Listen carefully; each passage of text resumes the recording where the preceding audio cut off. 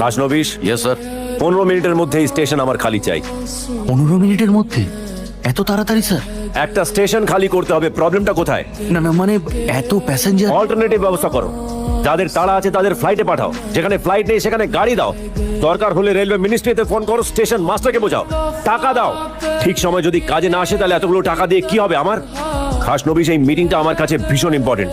This meeting is very important to B Khasnabish. যে কোনো কস্টে এই স্টেশন আমার খালি চাই। Do you get it? Yes sir, I do.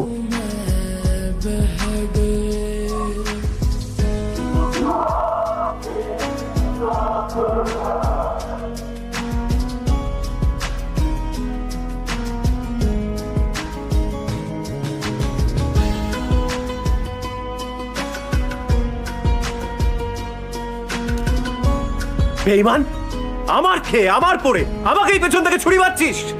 ভিক্ষে চাইতে চাইতে তোর হাত আজ এত বড় হয়েছে যে আমারই ফ্যামিলির মেয়ের দিকে হাত বাড়াচ্ছিস।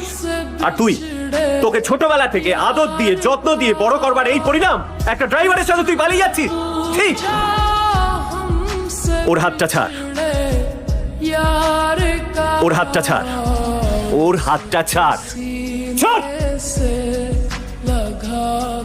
ভালো করে দেখুন স্যার, আজটা আমি ধরিনি। আমার মুখে মুখে তর্ক করছিস, তোকে আজ আমি শেষ করে দেবো। ওরা ছাড়।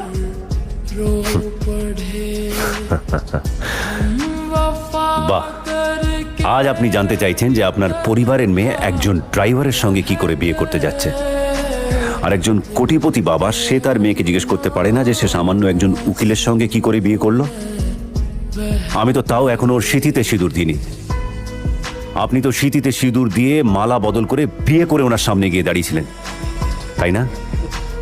আজ আপনার পরিবারের মেয়ে এত বড় একটা ভুল করেছে যে ও যাকে ভালোবাসে আপনি তার উপরেই বন্দুক তুলে দাঁড়িয়ে আছেন। আপনার ভদ্রতা, সভ্যতা সব মুখোশ খসে পড়ে গেছে, এটা ঠিক। আর উনি রাগের মাথায় একটা গুলি চালিয়েছিলেন বলে সেটা তার অন্যায়, সাংঘাতিক অপরাধ, তাই না? আপনাদের বাড়ির মেয়ে মেয়ে আর ওনার বাড়ির মেয়ে মেয়ে নয়। আপনাদের ভালোবাসা ভালোবাসা আর ওনার ভালোবাসা অভিনয়, নাটক। আপনি আপনাদের মেয়েকে কোলে পিঠে করে মানুষ করেছেন, আর উনি সারা জীবন শুধু অহংকার নিয়েই ছিলেন। এ তুই, এত কথা তুই কোত্থেকে জানলি? কে তুই? যে বয়স্ক মানুষটা 25 বছর ধরে নিজের একটা ভুলের প্রায়শ্চিত্ত করতে করতে আজ মৃত্যুর সঙ্গে লড়াই করছে, সেই অশোক দেব বর্মনের নাতি আমি।